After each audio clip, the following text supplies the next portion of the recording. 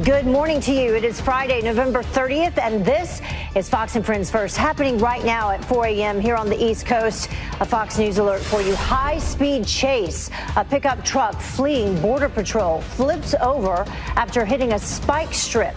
The deadly crash right outside the U.S.-Mexico border.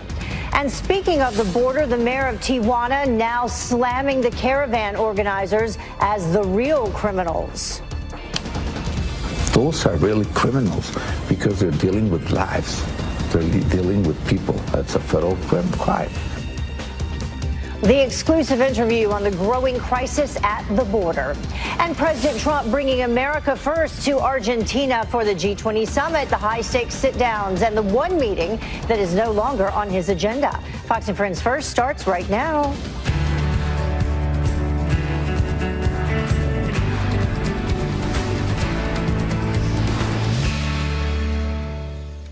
And good.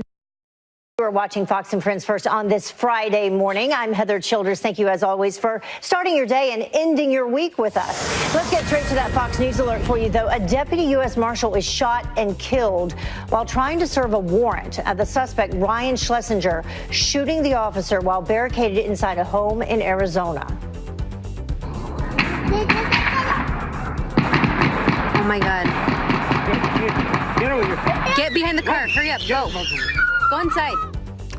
Schlesinger eventually surrendered and is under arrest. He was already wanted for stalking law enforcement. The name of the deputy killed has not so far been released. Well, also breaking overnight, 3 people are dead and 8 others injured after a truck crashes trying to escape Border Patrol. Agents trying to pull over the truck. It was on a California highway less than 10 miles from the border when the driver sped off at speeds of up to 100 miles per hour. The truck losing control, crashing into an embankment, and then hitting a spike strip. The American truck driver is under arrest, and we'll follow that story for you. But in the meantime, Tijuana's mayor is now taking aim at the organizers of the migrant caravan, saying that he's never seen a situation like this before. The mayor sitting down for an exclusive interview with Fox News. Griff Jenkins is embedded with the caravan in Mexico. He's been following it for us, and he joins us now live from Tijuana with more. Good morning, Griff.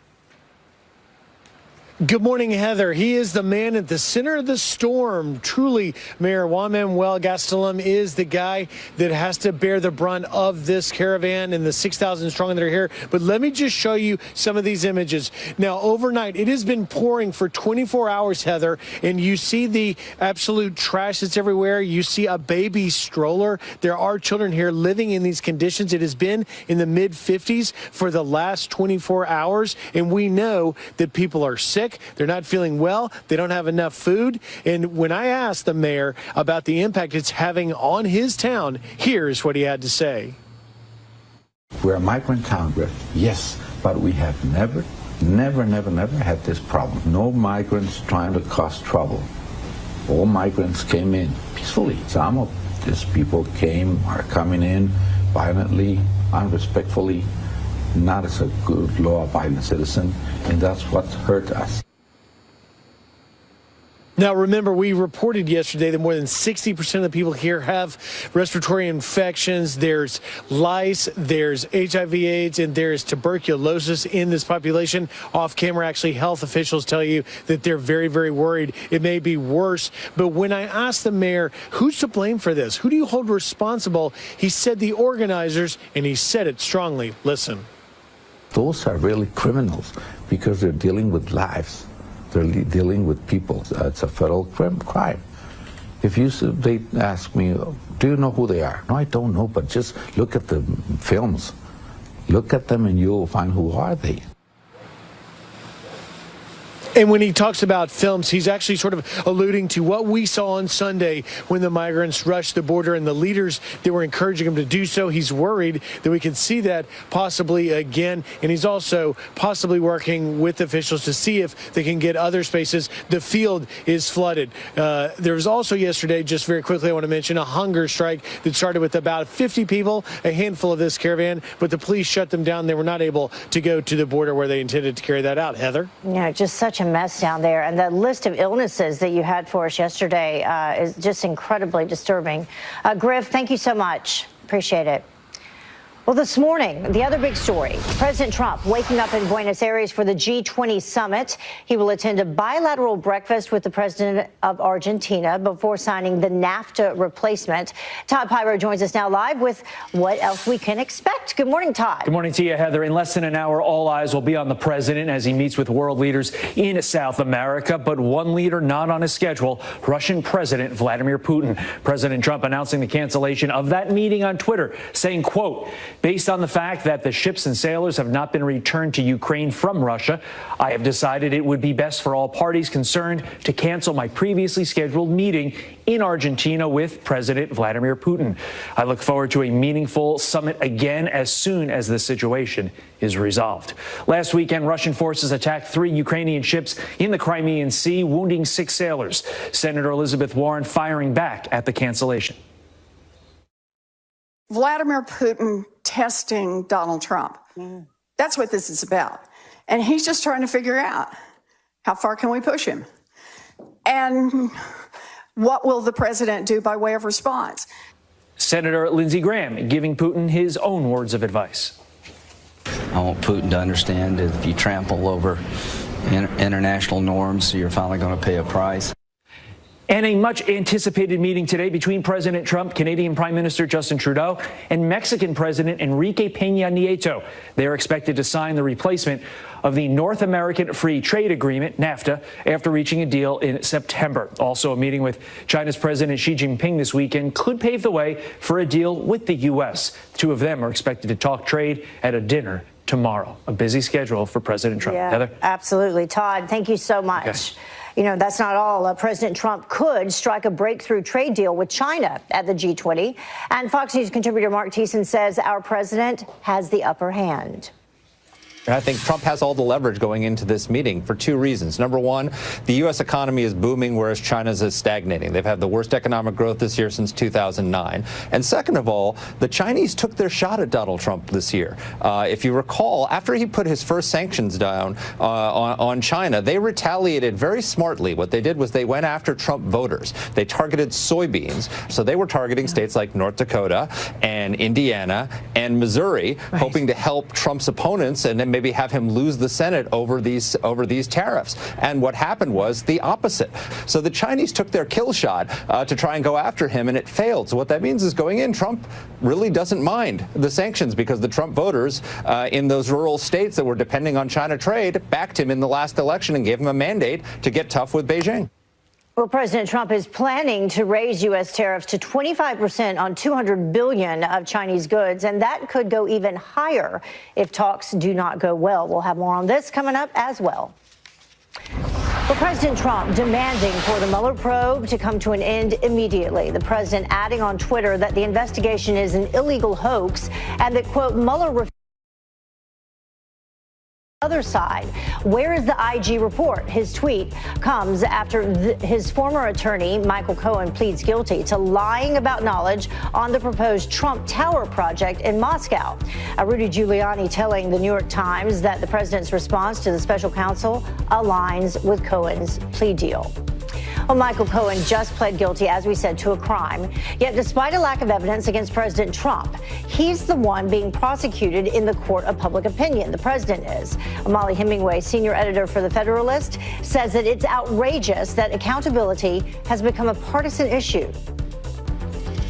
We don't say, here's the person, find me the crime. We look for crimes and then we determine what should be done about it. We actually have evidence of all sorts of criminal things, like criminal leaking of classified information against Trump officials, lying to a FISA court, all sorts of problems like this that aren't even being worried about by people who think, well, if we just keep digging, maybe we can finally get Trump. And it's been unfortunate that we've seen so few people held accountable for lying to Congress, even in this Russia story. For instance, Christopher Steele, who built the entire Russia dossier, was referred by the head of the Senate Judiciary Committee almost a year ago because they knew he lied to the FBI. Glenn Simpson gave testimony. He's the guy who was hired by Hillary Clinton to set up the whole Russia story. He gave testimony that was at odds with what Bruce Orr gave, meaning that one or both of them lied to Congress. Look at James Clapper, who lied to Congress about spying on everyone. John Brennan, who lied to Congress about spying on Congress. Hillary Clinton, who lied about whether she knew how classified systems worked in her interview with the FBI. So holding people accountable for lying is a good thing. It should be done overall. Yeah. across the board. Not happening. Meanwhile, another key witness in the Russia investigation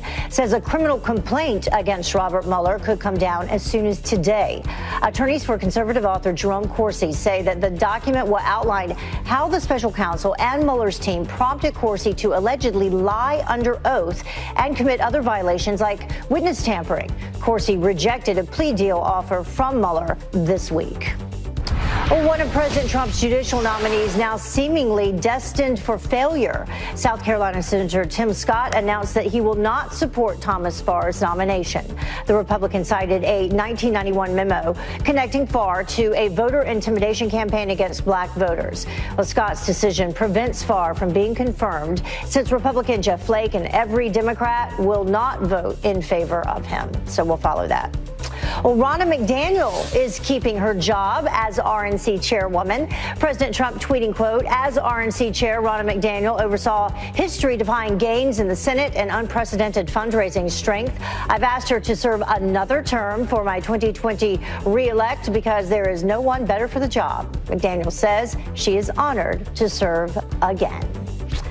Well, how about some football? To Thursday night football, where the Dallas Cowboys pull up a huge upset against the NFL's best team. Breeze almost, and he is picked by Jordan Lewis.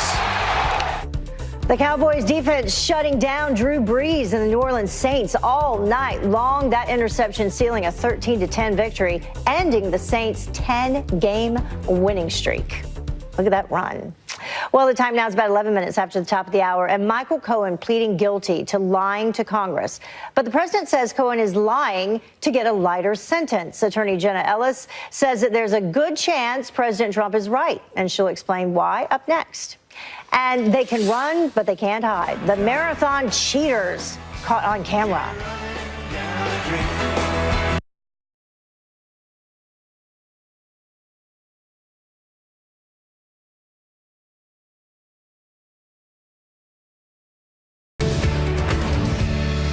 A former personal attorney to President Trump, Michael Cohen, pleading guilty to lying to Congress in a deal that he cut with Robert Mueller. But President Trump now hitting back at Cohen's claims. He was convicted of various things unrelated to us. He's a weak person and not a very smart person. He's got himself a big prison sentence, and he's trying to get a much lesser prison sentence by making up a story. Our next guest agrees with the president and says that this plea deal is the definition of legal fiction. Constitutional law attorney Jenna Ellis joins me now to talk more about it. Thank you so much for joining us this morning. Thank you for having me. Nice to have you here in person. So when the president mentions a lesser sentence, he is right, because what Cohen actually faced was 5 years in prison, a $250,000 fine for lying to Congress. But under this plea agreement, the sentence could be up to 6 months and a fine of $9,500. Yes, so a legal fiction plea agreement actually happens in a wide variety of cases, and what that means is that the plea of guilty and conviction doesn't actually match the reality of what happened. So an example that we can all relate to is you're pulled over for speeding, right, and you didn't think you were actually speeding, but your insurance will go up if you actually plead guilty to that charge. You don't want to take the time to fight in court, so you plead guilty to a broken headlight. That didn't actually happen, but you're willing to sign the papers saying, yes, I plead guilty to that, in order to have the benefit of the plea agreement. Right. That happens in the context of felony cases all the time. Yeah, and legal fiction because also plea agreements are not, in fact, confessions. Exactly. And so when you stand in front of the court and say, I plead guilty to this offense, you're saying I'm accepting the contract and the plea bargain that the prosecutor is offering. You're not in the context of testifying. It is not a confession. And then finally, plea agreements, not evidence of a crime or verdicts of guilt. Yes, there is a marked difference in the law between accepting a plea agreement as a contract between you and the state to say I accept the lower consequences, rather than going through either a jury or bench trial and actually having findings of fact, witnesses, and having a verdict of guilt. So why does this matter?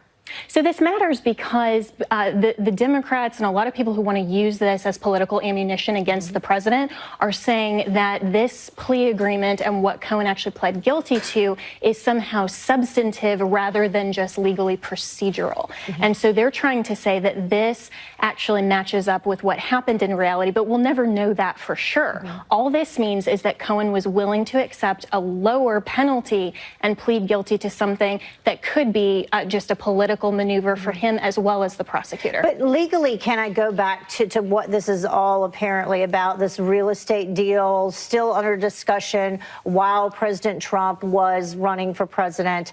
Was that illegal to begin with for him to continue his business? He was not president yet at the time? From what we know about this case, not at all. Okay. What the charge actually was is that he mistakenly told Congress the date of January rather than June. So this is also just a procedural sort of crime that they charged him with rather than substantive, saying what actually happened in the course of his representation of the Trump organization. There was nothing whatsoever that we know of at this point that was illegal about that. But again, we haven't had a full jury trial. Right. We don't have evidence in the record. We'll never know that. So still no collusion? Absolutely not. There's been no evidence whatsoever of that. And this is why Mueller is just trying to attack these types of plea agreements, these types of procedural crimes, rather than anything substantive. And as long as they can get that headline, this has to do with Russia, then suddenly the left are going, oh no, President Trump must be in trouble. That's absolutely not true. All right, Jenna, thank you so much for joining us. Appreciate it. Thank you, Heather. Great to have you here. Well, the time now is about 19 minutes after the top of the hour, and they let a triple murder suspect walk free from prison instead of being handed over to ICE. And now New Jersey is trying to freeze out the agency, how ICE is firing back. And Google CEO about to be grilled on Capitol Hill as controversy swirls around the search giant's growing scandals. Kurt, the cyber guy, says a lot of questions need to be answered, and he is here live to talk about it. Good morning.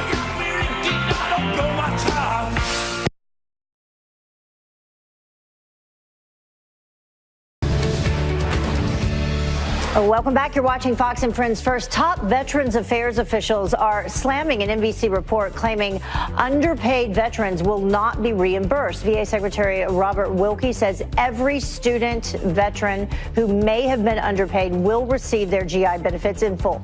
The agency says the veterans did not receive their full benefits by the August deadline because of a software glitch. Well, the former director of a veterans charity is found guilty of stealing $900,000 to fund her lavish lifestyle. The DOJ says that Patricia Driscoll stole from the Armed Forces Foundation for over 10 years to pay for jewelry, shopping, business ventures, all that kind of thing. She resigned in 2016 after misused funds allegations surfaced. And Driscoll is the former girlfriend of NASCAR driver Kurt Busch. She could face up to 20 years behind bars.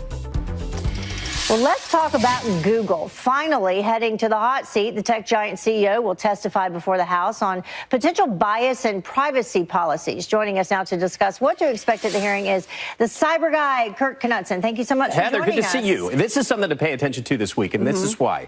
You remember back in September, Congress got together and the Senate was there, and they're looking at all the tech companies. Mark Zuckerberg was there, Jack Dorsey from Twitter was there, and they empty-chaired Google. Yeah. So I was joking with you. So they're going to actually show. You know what? I bet they've been planning since then how to recover from this. And just a couple of days ago, news out of the EU, the Netherlands now, along with 7 watchdog groups, are complaining that Google is using a deceptive manner in which to change our privacy settings inside of Google products. And they're specifically looking at location, that somehow it's getting turned on when you, the consumer, didn't want it turned on. Google has a different statement inside to that, but the fact is, it's bringing about a whole new way of looking at technology companies and having Google never answered to whether they're being transparent or not. This is now the time for CEO Sundar Pichai. He'll be front and center. Since you mentioned their statement, let's bring that up for people at home. They say in terms of this location history that it is turned off by default and that you can edit, delete, or pause it at any time. If you pause it, we make clear that depending on your individual phone and app settings that we might still collect and use location data to improve your Google experience. When I read something like that, I'm reminded. You can turn it off, but we might still use it. Right. I'm reminded when I see a statement like that come out from Google or any of these giant tech companies is, okay, Big Brother's watching, and how many ways are they've had these very complicated sentences that say, okay, it just makes me say, I better check my privacy right now. Where am I with that? And your tips to do that It's so simple because they did actually create a great tool. So on any Google, whether you have Gmail or you use an Android, you can log onto your account, and there's a thing called Privacy Checker. Do the Privacy Checker. You can check and see if any web and apps have access to data. And this what is type on your of data. phone, not within Google. No, both. Okay, actually, just any time you have a Google account associated. Okay. So if you do have a phone, you're going to have a Google account. If you have, for example, you use Maps, 9 out of 10 times you've signed on. Anyway, you could also look at the location. You can see what other data is stored on various devices and how they keep that data. And then what are they recording? So if you have, like, for example, Google Home, like the Amazon Echo with Alexa, you can see what's being recorded there. And it's always good just to, I used to say, like with your smoke alarm, change the battery. Probably even now more frequently, Always at least quarterly. check your privacy just have a settings, 'cause they glance when you get a chance. Well, that's what's happening right now. The question is, are they changing? Did we agree to something in the fine print somewhere along the line that changed our privacy settings and we're not aware of it? Do they change every time you update your phone? Not always. Not always. And this might be something a little different. Okay. So with regard to phone settings, whole other story. With regard to personal private data stored inside of Google, that's what we really want to be focused in on right now. And what we want to focus the Congress in on right now is not asking how they sign on with their modem, but instead, what level of transparency is Google going to offer the rest of the country to keep America safe and also to be more forthright and allowing competition. Right. Congress needs you there to ask the appropriate questions. Hey, I volunteer. All I'll be right. there. Thank you so much. Heather, good to see you. Good to see you. Well, coming up, high-stakes sit-downs. President Trump set to come face-to-face with China's president at the G20 as both sides work on a deal to ease trade tensions. But economist Peter Morici says that the president will have to go all the way with tariffs, and he is here to explain up next.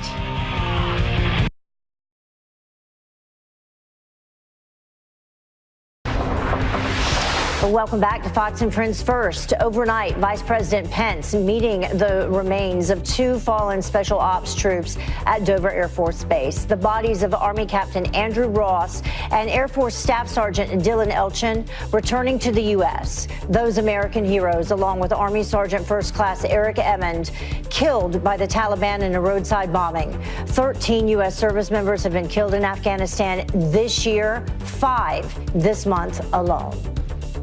Well, New Jersey lawmakers will soon grill hospital officials on a deadly virus that killed 11 children. The adenovirus, blamed for the deaths at a nursing and a rehab center over the last several weeks. The respiratory virus has symptoms that are similar to a cold. The New Jersey Senate Health Committee wants to figure out how the virus infected patients to determine what the state's responsibility may be. Well, let's turn to Senator Jeff Flake, who will ask for a 3rd time for a vote on a bill to protect special counsel Robert Mueller.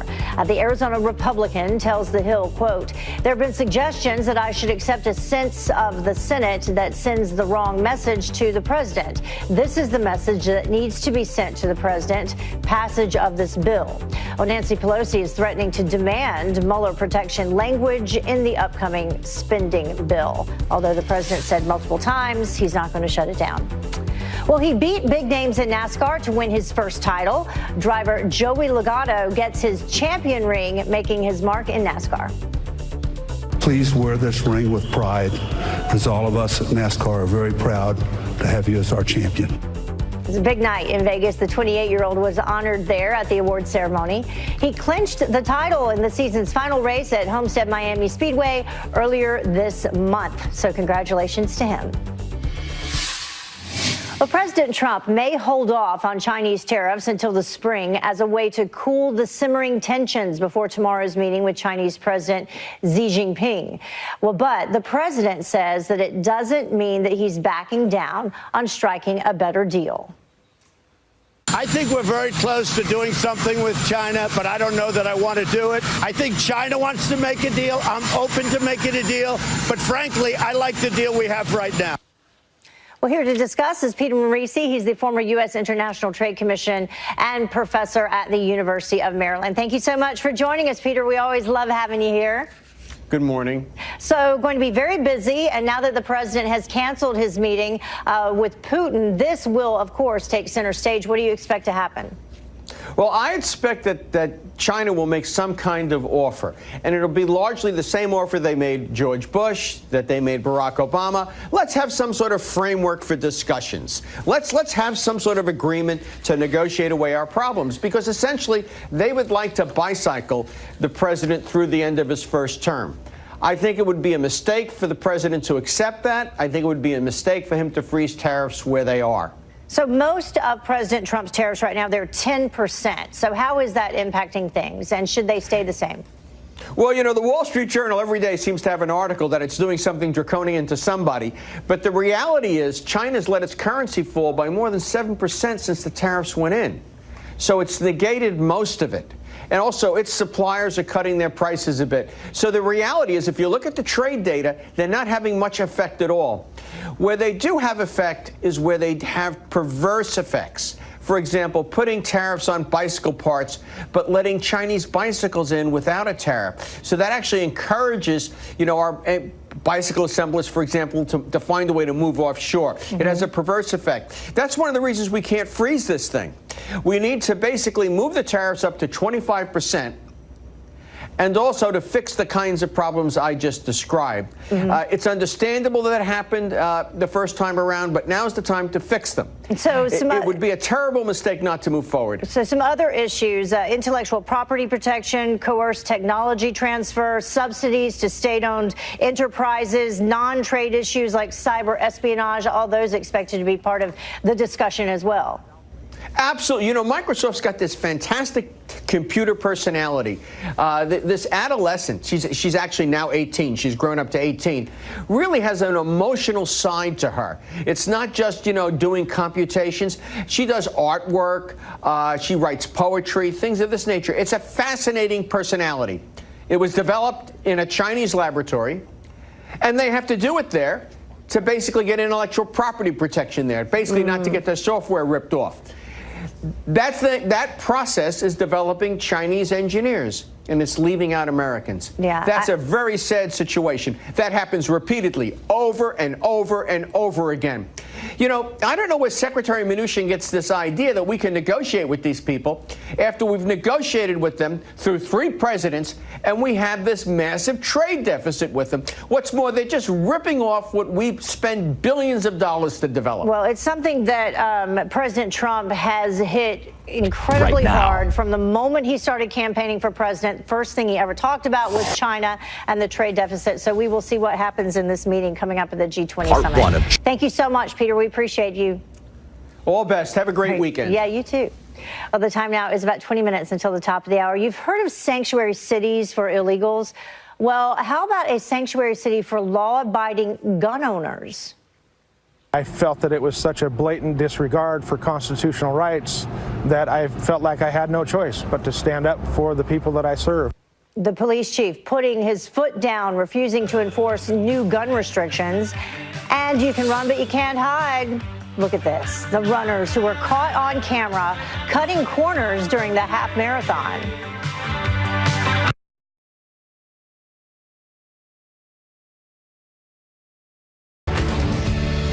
Welcome back to Fox and Friends. First, border agents seized nearly $3 million worth of drugs along the California-Mexico border. 39 people under arrest accused of trying to smuggle narcotics across 6 ports of entry.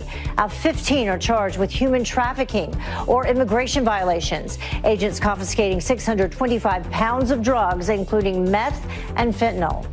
New Jersey's Attorney General, in the meantime, is ordering state and local law enforcement agencies to limit cooperation with ICE. It is intended to strengthen trust, he says, between police and immigrant communities. This just weeks after learning a suspect in a triple murder was an illegal immigrant released from a New Jersey prison instead of being handed over to immigration authorities. Well, a small city in Washington is looking to pass a gun rights sanctuary ordinance. A little different here.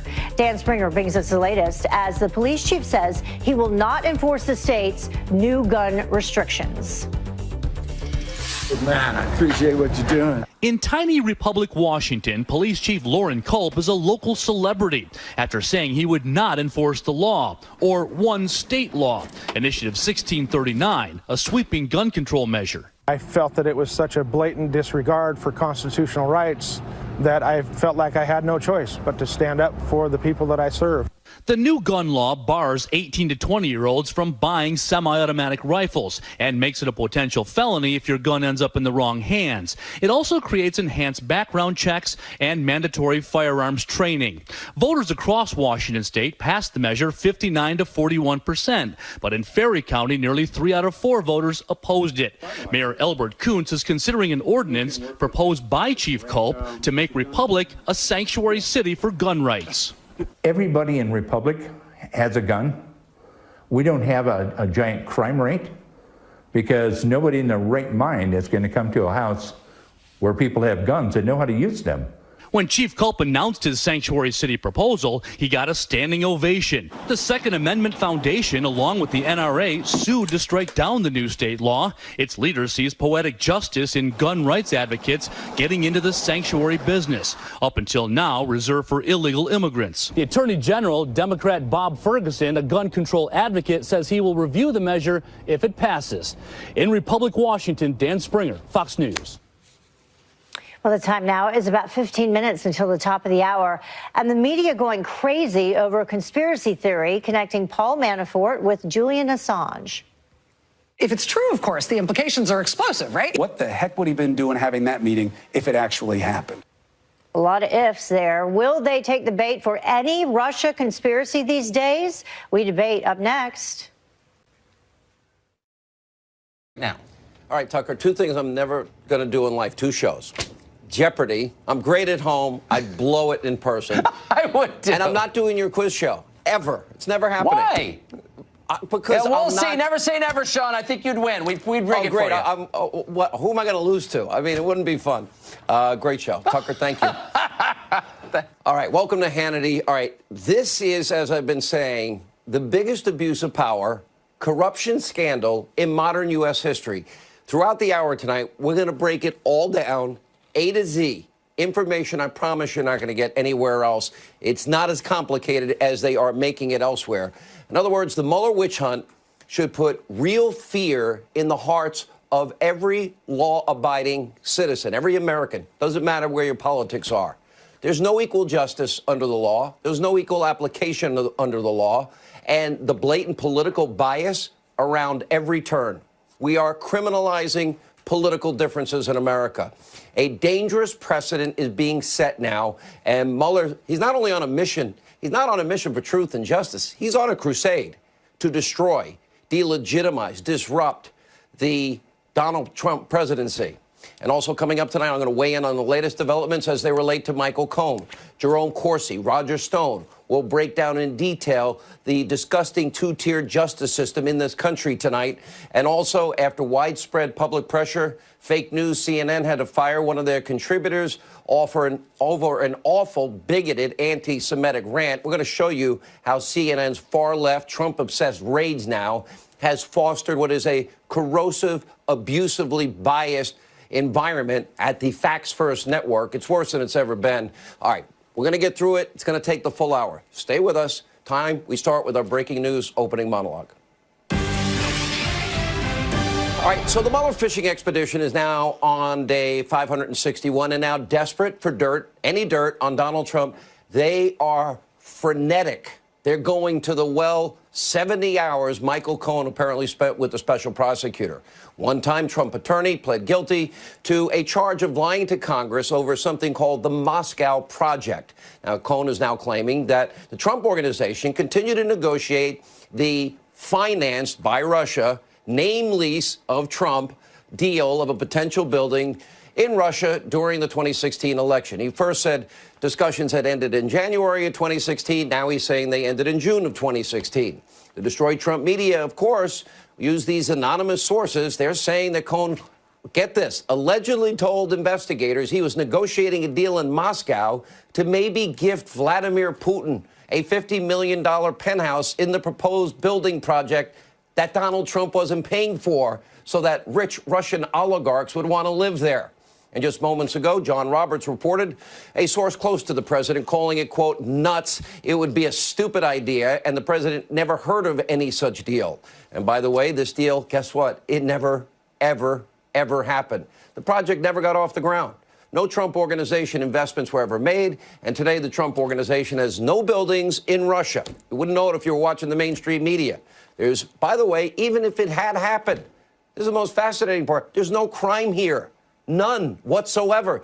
Donald Trump was a real estate mogul in New York. That's what he did his whole adult life and how he made a living. And he invested in many other countries. By the way, doesn't every politician that gets paid with our money, don't they get paid when they're out campaigning for the next election by us? And in 2017, this potential project was widely reported everywhere by just about every outlet. Fake news CNN, ABC News, so did The Hill, almost every other news network. In other words, we knew this. This is not a news story. In any way is it a news story. It's been reported on extensively. However, that doesn't matter to the left, and it certainly didn't matter to Robert Mueller. He's more interested in making the mainstream media bubble and fizz like Alka-Seltzer in water, and he's just desperate. All he wants to do every day is mention Russia in some way, indicting all these former KGB guys, all their intelligence people that he's never bringing to the United States ever, under any circumstances, just so he can mention Russia, fomenting breathless reporting to give credibility to his never-ending witch hunt.